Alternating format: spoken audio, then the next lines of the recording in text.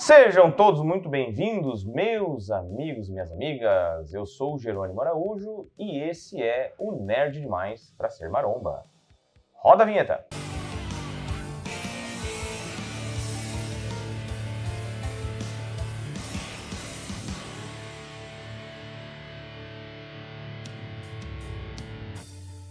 Antes de mais nada, eu quero pedir a vocês aí de casa que, se não são inscritos, não são inscritas no canal, se inscrevam, compartilhem o vídeo, compartilhem o canal com os amigos e com as amigas, deixem seus belíssimos comentários e, antes de tudo, deixem o seu like, porque o like é, sem dúvida nenhuma, o que vai fazer a gente ganhar esse engajamento, né? Fazer o YouTube entender que o canal é relevante e jogar o canal para frente cada vez mais. Bom, dito isso, vamos ao vídeo. Bom, no vídeo de hoje a gente vai falar sobre um lançamento que não é um lançamento assim tão recente, né? Foi lançado no início de março, a produção e eu acabamos não falando desse filme, mas agora então a gente vai falar, vamos tratar sobre Creed 3. É o primeiro filme da série Rocky que eu falo aqui no canal. A série Rocky que começou de uma forma bem modesta lá nos anos 70, a saga que teve 6 filmes e depois, em 2016, teve um spin-off muito bem sucedido que foi Creed. Creed 1 e Creed 2 foram dois filmes muito emocionantes, filmes que lidavam ao mesmo tempo com a nostalgia e que abriam caminho para uma nova era, abriam caminho para um novo público. Foi minha surpresa no final do ano passado, quando eu vi os primeiros cartazes de Creed 3. Eu realmente não fazia nem ideia que esse filme estava sendo produzido, e quando eu vi as primeiras notícias, eu já imaginei que Stallone não estaria fazendo parte do elenco. O velho Sly tem uma briga de muito tempo com o produtor Irving Winkler.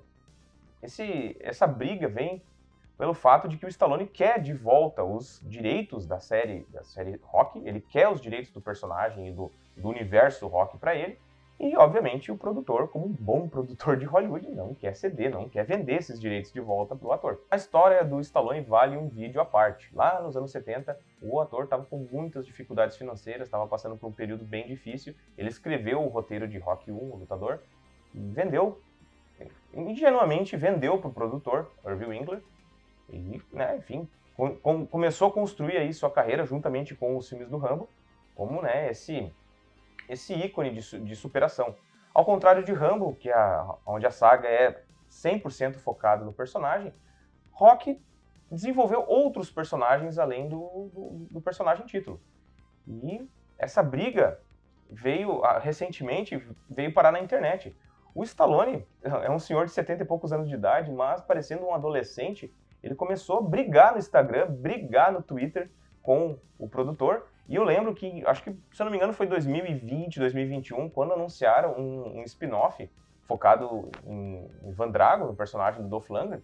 O Stallone enlouqueceu completamente, saiu xingando todo mundo, xingou o Irving Winkler e, inclusive, xingou o Dolph Lundgren, dizendo que o Dolph Lundgren tinha traído ele e tal. O Dolph Lundgren respondeu dizendo, tipo, meu, calma, nem sei do que tu tá falando. Tipo, né, dá a entender que ninguém nem tinha chegado ainda no Dolph Lundgren pra trocar ideia, mas o Stallone estava realmente bem descontrolado. A gente percebe que o Stallone tem uma conexão muito forte com os seus personagens, mas, acima de tudo, ele tem uma conexão muito forte com o Rocky, com o personagem que, né, deu a ele essa entrada, de fato, ao estrelato. A história dos dois meio que se entrelaça. Eu acho que o Stallone perde a linha, vez ou outra, quando ele vai tratar desse personagem, quando ele vai tratar desse assunto.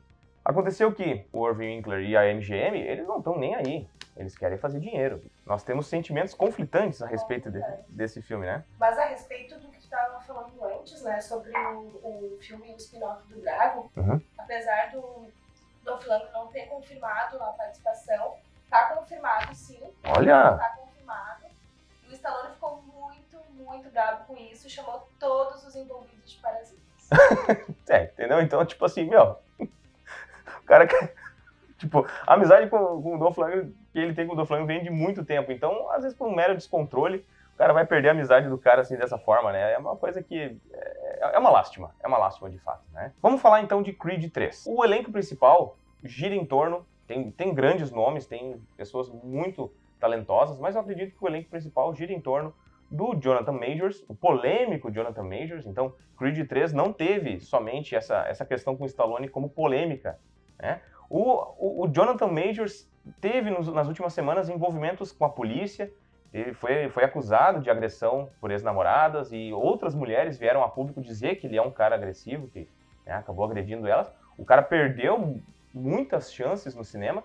Ainda não está confirmado, né, até o momento que a gente está gravando esse vídeo, se ele vai sair do universo cinematográfico da Marvel. Vale lembrar que ele é o Kang, mas no elenco a gente tem ele, temos o Michael B. Jordan e temos a Tessa Thompson. Curiosidade sobre o Jonathan Majors, ele disse que sofreu vários socos, né, por erro de coreografia durante as filmes. Capa.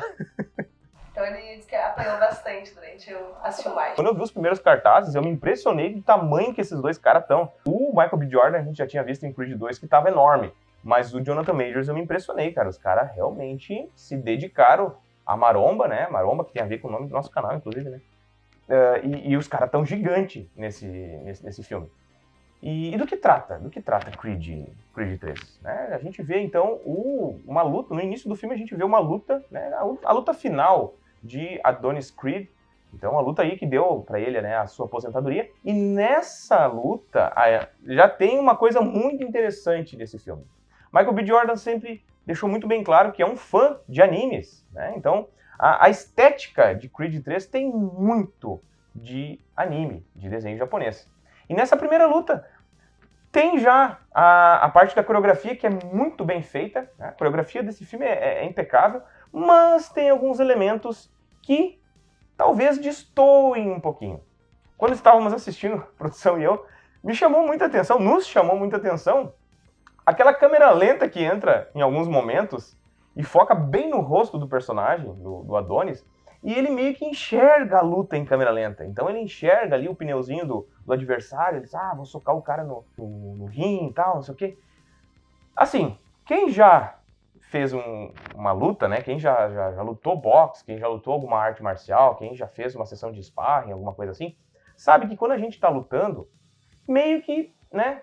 Claro, tu não vai ficar pensando o tempo todo quando tu tá lutando, né? Tu meio que age deixando aquilo que tu treinou vir à tona, mas meio que tu consegue enxergar essas janelas quando tu tá lutando com o teu adversário. Mas a maneira que eles fizeram nesse filme, eu vou falar um pouquinho melhor no decorrer do vídeo, mas ficou muito estranho. Porque parece, tá? E a gente tá numa época de filme de super-herói, que filme de super-herói sai, sei lá, uns 200 por ano, mas parece que o personagem tem superpoderes, né? E a gente sabe, obviamente, que nessa mitologia do rock nunca foi estabelecido que ninguém tem superpoderes, né? Mas ali parece que realmente o Adonis tem superpoderes, que ele meio que enxerga o mundo em câmera lenta. Temos então no início um flashback mostrando a adolescência do personagem, lá em 2002, há 20 anos atrás, ele e o seu amigo, o Damian. Nessa época o Adonis já foi adotado pela sua madrasta, a esposa do Apollo, e ele sai escondido, juntamente com seu amigo Damian, para, né, ir em lutas clandestinas. O Damian é um cara que está em ascensão no boxe, e o Adonis acha aquilo tudo muito interessante, ele acha aquilo tudo muito bacana, e ele está ajudando o amigo. O Damian até brinca com ele, dizendo, um dia tu vai carregar minhas luvas, tu vai ser o meu ajudante e tal. E naquela noite, eles entram numa confusão, e o filme corta aí, começa a história. O Adonis, um tempo depois, já está aposentado, ele está trabalhando como empresário.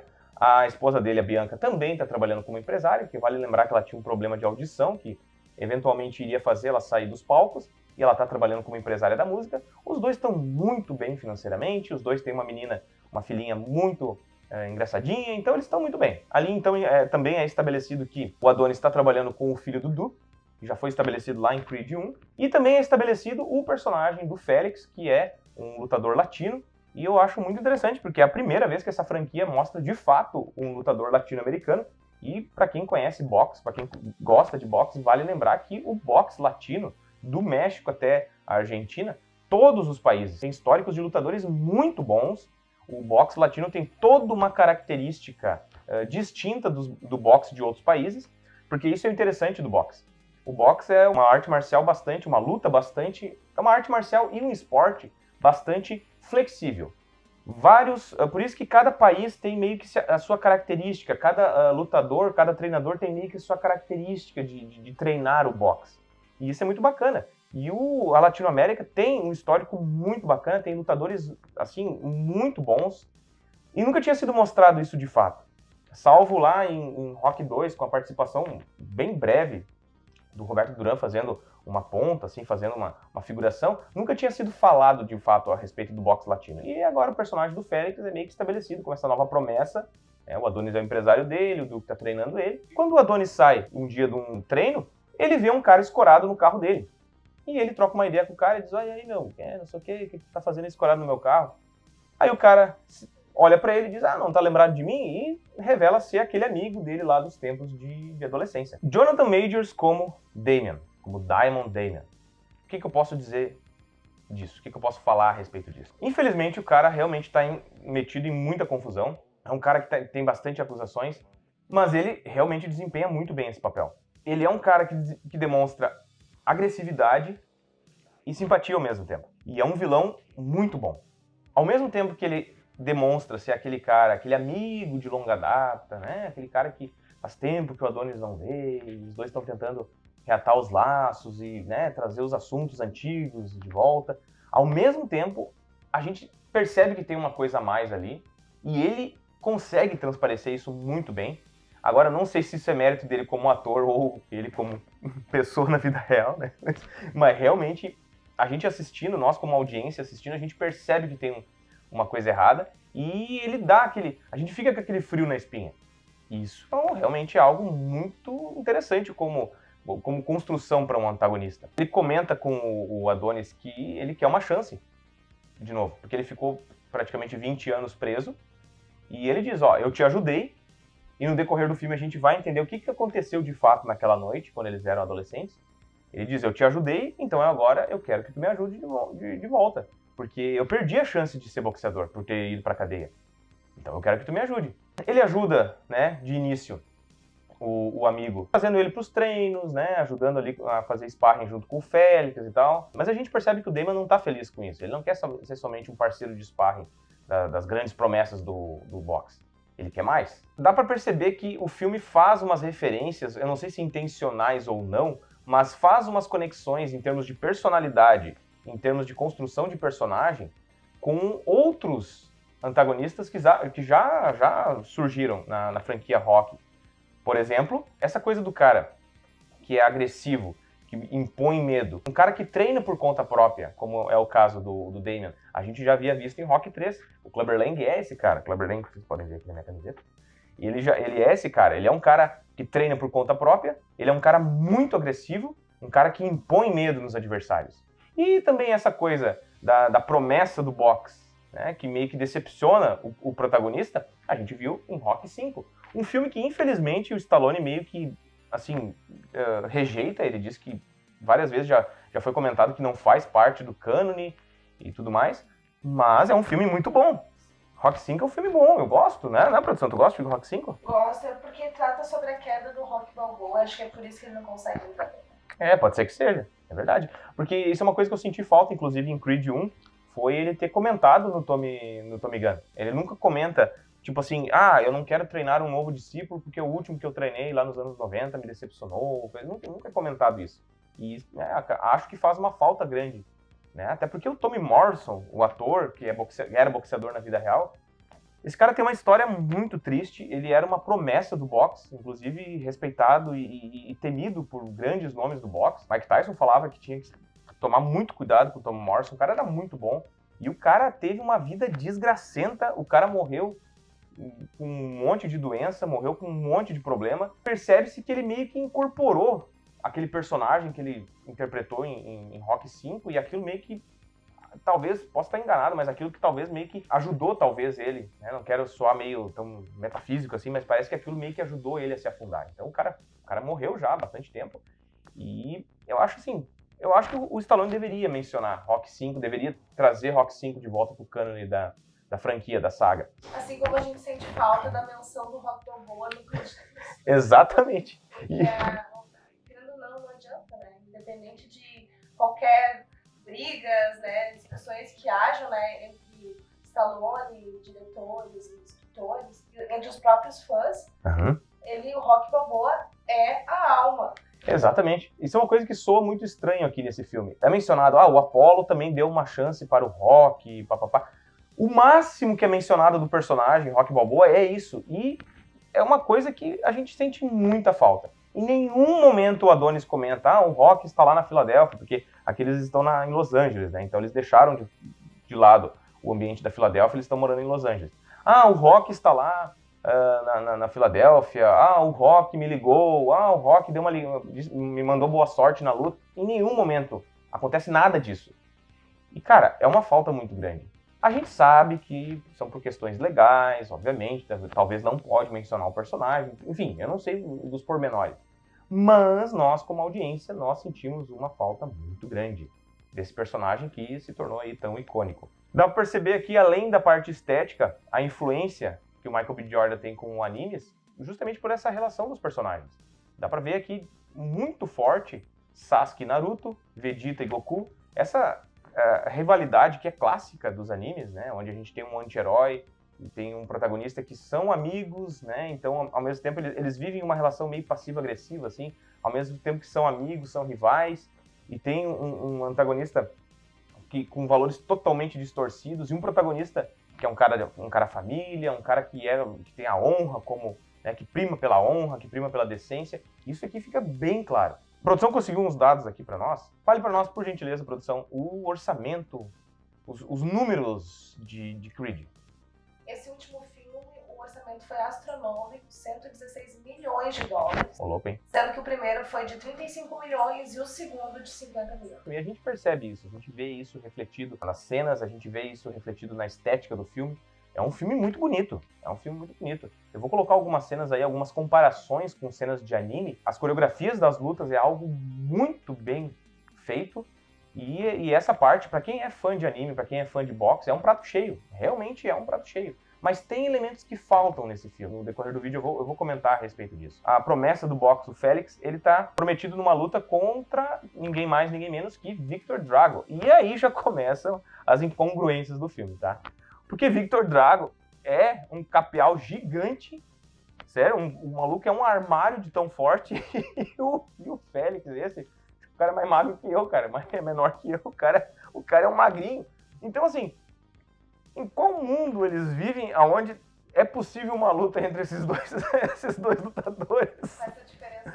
Com essa diferença de peso, porque lá em Creed 2, o Michael B. Jordan, né, o Adonis, vou chamar pelo nome do personagem, né, o Adonis e o Victor Drago já tinham uma diferença gritante. Lá em Rock 4, o Rock contra o Dolph Lundgren já tinha uma diferença gritante, mas não era tanto quanto aqui. E o que mais chama atenção, e mais adiante a gente vai falar um pouco a respeito disso, é que o Félix, ele não é um lutador que tem muita massa magra aparente. Isso não quer dizer, tá? Isso realmente, a gente vê aí o Tyson Fury, um cara muito bom no boxe, que é um cara meio gordinho, né? O Ryan Garcia, por exemplo, é outro cara que é meio magrinho, assim, isso não quer dizer. Só que, esteticamente falando, tá? E eu tô falando a respeito do grande público também. Pra quem vai assistir esse filme, ver o Félix do lado de umas montanhas de músculo, cara, tu olha e tu pensa assim, cara, já sei o final dessa luta, esse maluco vai ser massacrado aí, né? O Adonis e a Bianca, eles não entendem o Damian como uma ameaça, vão meio que levando a coisa.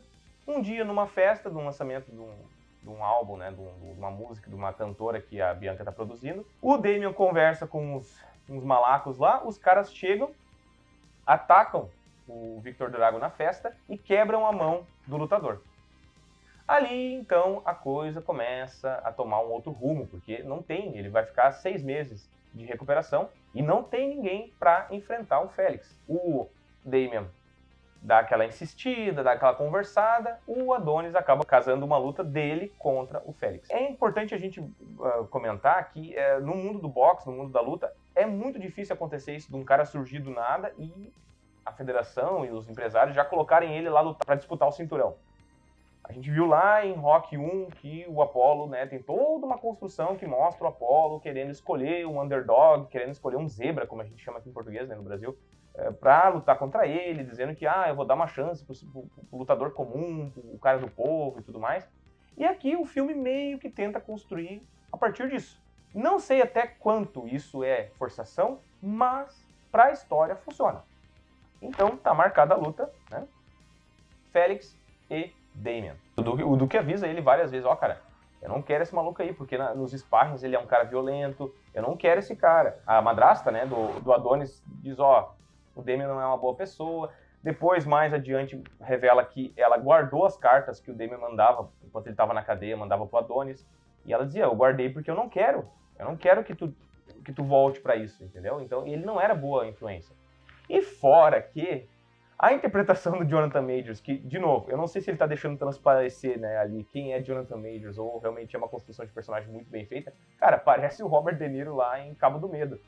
Tu vê que é um maluco meio psicopata ali. Então, tipo, tu não vai botar esse cara pra dentro da tua casa, tu não vai casar uma luta dele com um cara que é o teu pupilo, digamos assim, entre aspas, né, mas um cara que tu é agente. Então, tipo assim, é meio que ingenuidade demais, mas como a produção disse, o Adonis se sente muito culpado, porque é revelado, né, isso é um spoiler, então, por favor, tá, deixei um alerta de spoiler lá no início, né, fazer assim, porque, né, seguindo a linha cronológica, o início é aqui, eu deixei um alerta de spoiler lá no início, mas eu vou colocar outro aqui, tá, então não passe daqui, se você ainda não viu o filme, tá? Quando eles eram crianças, né, tanto o Adonis quanto o Damian moravam lá num lar, e o professor lá responsável, né, o cara que era o supervisor do lar, era muito violento com eles, não gostava que eles treinavam boxe e batia muito neles. O cara que o Adonis espanca é esse cara, é esse Leon, né, o nome do cara é Leon, e ele espanca por vingança o cara. Chegam uns caras ali pra bater no Adonis, e o Damian puxa uma arma pros caras. E ele é preso. Ele é preso e passa 20 anos na cadeia. Aqui tem um comentário que fala diretamente como a população e os jovens negros são tratados, principalmente nos Estados Unidos, porque, pô, ele não matou ninguém, né, cara? Ele só puxou uma arma e o cara fica 20 anos na cadeia. Isso é um exagero. Mas ele fica, de fato, 20 anos na cadeia. E ele dava a entender que era um jovem que não tinha ninguém por si, não tinha ninguém para contratar um advogado. E o Adonis foge e simplesmente deixou o amigo, né, passar 20 anos na cadeia e sem fazer nada. Duas coisas vale notar a respeito disso, tá? Uma, eu não é que eu não gosto, mas às vezes quando um filme ou uma franquia do nada surge com um amigo distante, um irmão que nunca foi mencionado, isso me incomoda um pouco, porque esse personagem nunca tinha sido mencionado na saga Creed. Nos 2 primeiros filmes nunca foi mencionado isso. Isso não é um grande problema. Eu gosto quando as sagas já mencionam isso, já preparam isso lá no início. No Creed 1, por exemplo, o Adonis poderia ter comentado alguma coisa. Eu deixei um amigo na mão uma vez, alguma coisa assim. Poderia ter sido construído isso antes, mas ele simplesmente constrói do nada aqui no terceiro filme. Também vale comentar, de fato, a construção, né, de personagem que é, e isso o Stallone comentou, né, que ele achava que isso é um passado meio sombrio pro personagem Adonis, porque, cara, quando ele ficou rico, no final, assim, como lutador, por que ele não ajudou esse cara a sair da cadeia, velho? Entendeu? Por que ele não deu uma mão pra esse cara? Se realmente, né, a gente sabe que no 1 e no 2 esse personagem não tinha sido estabelecido ainda, não tinha sido pensado, né? Mas isso fica uma coisa muito assim, porque, tipo, ele nunca se preocupou, velho, em contratar um advogado pra ir lá ajudar o cara, entendeu? E então isso realmente conta um pouco negativamente para a imagem do personagem, mas também constrói essa culpa muito grande que ele tá sentindo. Isso tem uma forçação de barra que a produção me alertou aqui, que, cara, é a amizade que o Adonis tem com o Victor Drago. Assim, eu acho bacana a gente trabalhar perdão e tudo mais, isso é uma coisa muito importante, só que, tipo, meu, o pai do cara matou o pai dele, entendeu? Eu não sei se soa natural os dois ser brother, entendeu? E ali eles são brother, tipo assim, então inclusive eles treinam juntos.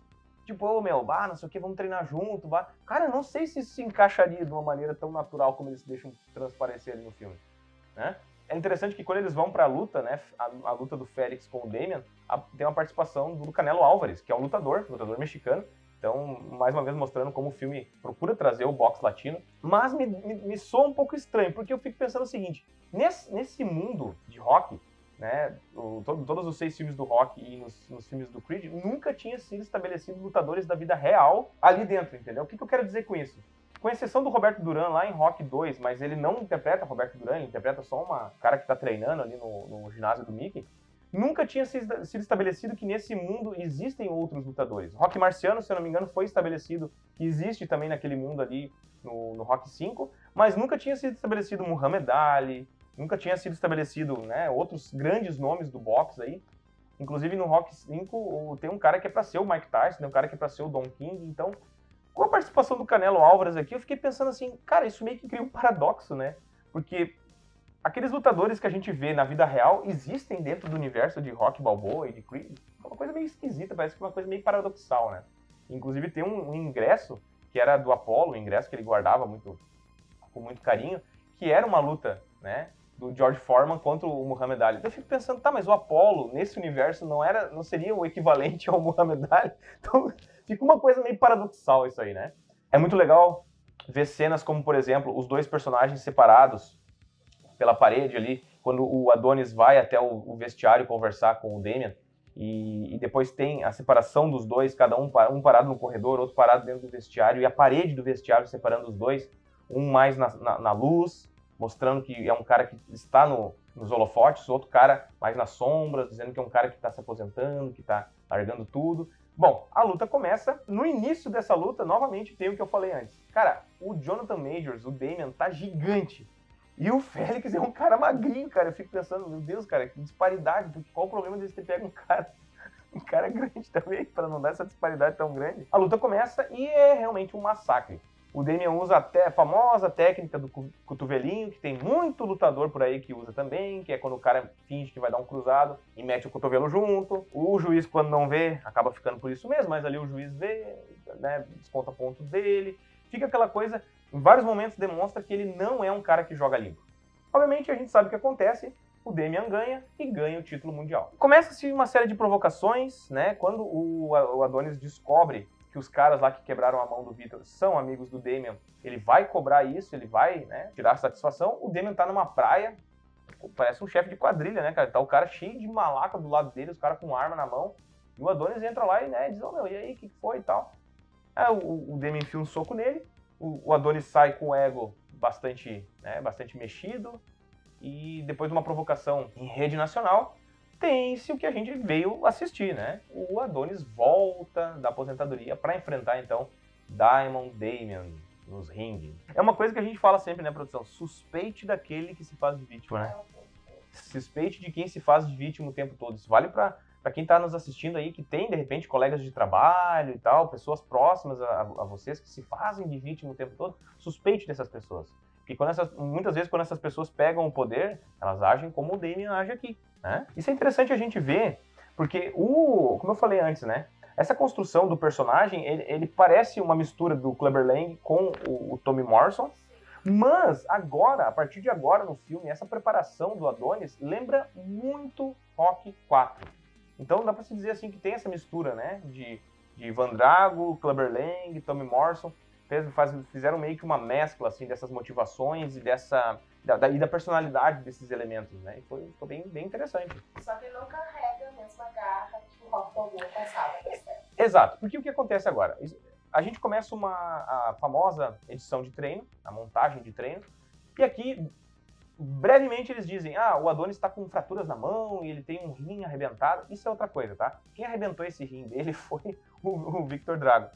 E, cara, tu é brother de um cara que o pai dele matou teu pai e ele arrebentou um rim teu. Cara, tu tem que realmente ser uma pessoa, assim, ó, um exemplo de ser humano pra se desapegar de todos esses fatores e ser de fato brother do cara, entendeu? Porque, tipo, o cara arrebentou um rim teu, cara, na luta lá, né, no final do Creed 2. Mas ele tá? Então, o filme, ele brevemente comenta a respeito desses problemas que o Adonis tem. Lá na série Rocky, a gente vinha acompanhando essa degradação física do personagem, então a gente se preocupava muito mais. Tem uma menção aqui, uma referência muito interessante a Rocky 4, onde no Rocky 4 ele sobe uma montanha lá na Rússia e grita no topo da montanha. Aqui, o Adonis sobe o letreiro de Hollywood, né? Sobe a montanha ali onde fica o letreiro de Hollywood, e grita também. Só que o Michael B. Jordan é um excelente ator, mas aqui faltou uma energia para ele. E esse filme todo, pessoal, nós curtimos muito, realmente um filme muito bom. Mas ele é um filme bastante técnico, ele é um filme ele te leva muito pelo lado da razão, ele é um filme bastante pragmático. E Rocky Balboa, a série Rocky Balboa e os dois primeiros filmes da série Creed não são assim. Eles são um filme que te leva pela emoção, seja pela nostalgia, seja pela ideia do underdog, seja pela ideia do cara que tá destruído, mas quer ir além dos seus limites. Esses filmes todos, né? Esses 8 filmes anteriores levavam a gente dentro dessa energia. E esse filme é um filme bastante técnico, bastante pragmático. E nessa cena aqui, eu acho que meio que resume tudo isso. Porque o grito dele não é um grito que te coloca gritando junto. Lá em Rock 3, nós tínhamos uma trilha sonora que ajudava. A gente tinha Eye of the Tiger, além da trilha sonora original de Rock Balboa, tinha Eye of the Tiger. Em Rock 4, tinha Burning Heart, que eram músicas que mexiam com a gente, levavam a gente junto como audiência. E aqui faltou isso, faltou essa carga emocional, faltou essa coisa, essa catarse da gente assistir o filme e ficar gritando junto. E essa montagem de treino, realmente, na parte técnica, né, do que diz respeito à boxe, ela é impecável, mas, como eu disse, né, falta exatamente isso. A construção dos ferimentos do Adonis é algo muito curto e logo já vamos para a luta. Aqui na luta é legal a parte estética, porque constrói uma coisa que já é meio clichê no cinema, no mundo dos quadrinhos, dos animes e tudo mais, que é construir o vilão vestido de preto, né? O Damian tá com as luvas pretas, com a roupa preta, com o calção, e o Adonis vestido de branco, com, né, as luvas brancas, o calção branco. Isso, várias obras trazem isso, né? O vilão vestido de preto e o herói vestido de branco. Sempre é trazida essa estética, que é uma estética muito interessante, que funciona e fica muito bonito na tela, né? E vale notar, antes da gente continuar falando da luta, vale notar que o papel que o Jonathan Majors interpreta aqui lembra muito o papel que o Michael B. Jordan interpreta em Pantera Negra. Eu não sei se isso foi, assim, proposital, mas é muito parecido os dois papéis. Também é um cara que, por conta de uma injustiça do passado, volta exigindo seus direitos, né, enfrenta, tem uma primeira batalha com o grupo de protagonista, o protagonista ou com alguém ligado ao protagonista e acaba vencendo, ele ganha um título onde eles acabam mostrando as suas verdadeiras intenções e depois, no final, tem que enfrentar novamente o protagonista numa luta épica. É exatamente a estrutura que a gente vê aqui, é exatamente a estrutura que a gente viu em Pantera Negra, só que lá quem interpreta esse papel do antagonista, do vilão, é o Michael B. Jordan. Isso é muito interessante, né? Isso, claro, são os famosos tropos, né? São os famosos elementos cinematográficos, elementos de roteiro que mexem com nós aí como audiência. Na edição de treino é muito interessante ver os dois olhando pro espelho, essa olhada pro espelho que já apareceu em vários outros filmes, né, da série Rock, como por exemplo em Rock 4, tu tá olhando pro teu verdadeiro adversário. Isso nas artes marciais a gente aprende muito. O verdadeiro adversário é tu mesmo, né? Nós somos os nossos verdadeiros adversários. Porque uma das principais coisas que faz a gente ganhar ou perder uma luta é o medo. É o medo de perder, é o medo de levar golpe, é o medo de não ser bom o suficiente. Bom, e a luta começa e aqui a gente tem novamente uma luta totalmente tirada de um anime. Cenas em slow motion dos golpes entrando, realmente coisas belíssimas. Mas tem uma cena, e eu acho que, né, a produção e a gente conhece muitos tiozões aí que lutam boxe, muita gente aí que é fã de boxe que reclamou disso. Porque, cara, eu imagino, tá, o tiozão lá, que tá acostumado, que assistia Rock 1 lá quando era adolescente, indo assistir esse filme, e do nada, o Adonis e o Damian estão lutando num ringue, não tem mais ninguém no estádio, ou seja, isso obviamente tá tudo passando dentro da mente do Adonis, tá só os dois no ringue, e grades de uma prisão começam a cair nas laterais do ringue. E, cara, eu fico imaginando, é uma coisa muito surreal. Obviamente que isso tá construindo a visão do Adonis a respeito do adversário dele. Ele tá vendo que, cara, é um pobre coitado, infelizmente. É uma pessoa que, fora aquilo ali, o que mais ele tem? O que mais ele teve na vida dele? E tá construindo essa prisão do Adonis pela sua culpa, que é uma prisão que ele tem que se desvencilhar. Só que eu fico imaginando os tiozão que vão assistir isso e ver umas grades caindo do nada. Tipo, os caras com certeza... Tem uns quantos conhecidos nossos aí que falaram mal do filme, que não gostaram. E eu fico imaginando que essas cenas assim devem ter contribuído bastante, né?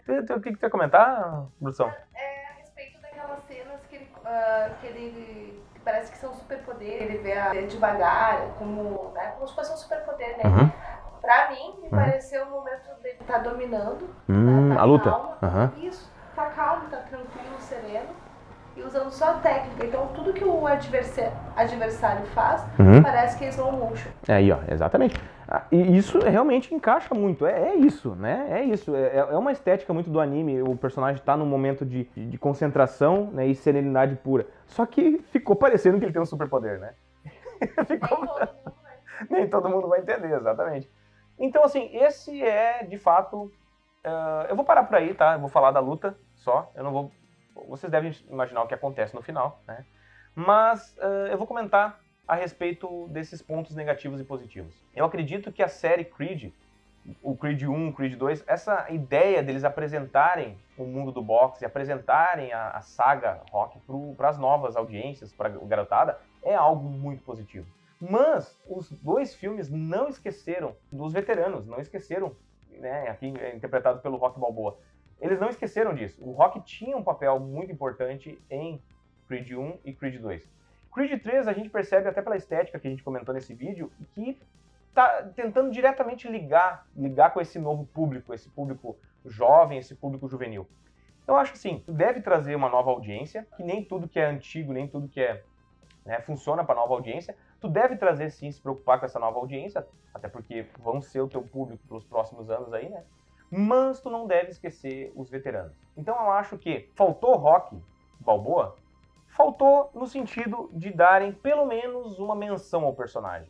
Essa parte dessa carga emocional que a gente comentou antes, acho que estaria resolvida se colocassem uma pequena participação do Rock.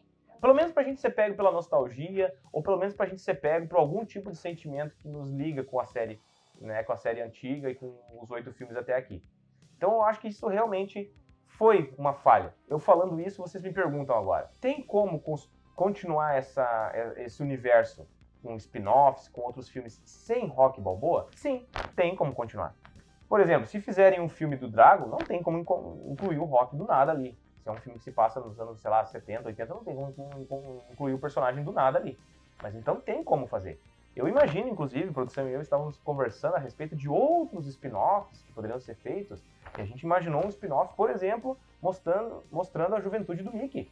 Porque poucos filmes mostraram, né, esse mundo do boxe dos anos 20, dos anos 30 ali, que o Mickey fez parte.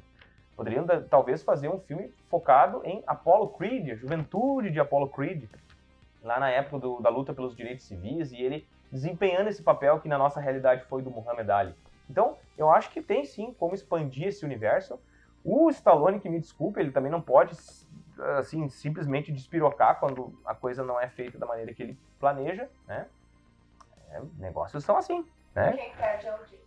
Quem perde a audiência, exatamente, boas palavras, é exatamente isso. Porque a gente tem que lembrar que quando a gente vai tentar financiar um projeto, se a gente tem a ajuda de uma editora, de uma produtora, a primeira coisa que eles vão pedir é os direitos sobre aquela obra. Então, se tu tá de acordo com isso, tu tem que estar de acordo com, né, conviver com o fato do personagem não ser mais teu. Eu acho que isso resume muito a nossa visão sobre isso tudo, né? Sobre esse filme, sobre essa saga e sobre esses acontecimentos todos, né? Quero agradecer, produção, as belíssimas curiosidades que tu pesquisou para nós aí. Muito obrigado mesmo, viu? Muito agradecer. Agradecer a vocês aí de casa, meus amigos e minhas amigas. Recomendar Creed 3, recomendar toda a saga Rocky Balboa, os 2 primeiros filmes da série Creed, que são muito bons também. Eu digo que são filmes nota 10. Esse aqui eu diria que é um filme 9,5, mas também é uma baita nota aí, 9,5 é uma baita nota. Então eu quero pedir aí vocês de casa que assistam o filme, né, assistam os outros vídeos aí aqui do canal, compartilhem o vídeo com a família, com os amigos, deixem os seus comentários, digam o que vocês acharam de Creed 3, o que vocês acham da saga do Rock, do Creed. Se vocês praticam boxe, me digam qual foi a melhor luta de boxe que vocês já assistiram. E no mais, eu só quero pedir o like de vocês, né, pra gente conseguir alçar voos cada vez maiores, certo? Forte abraço e valeu!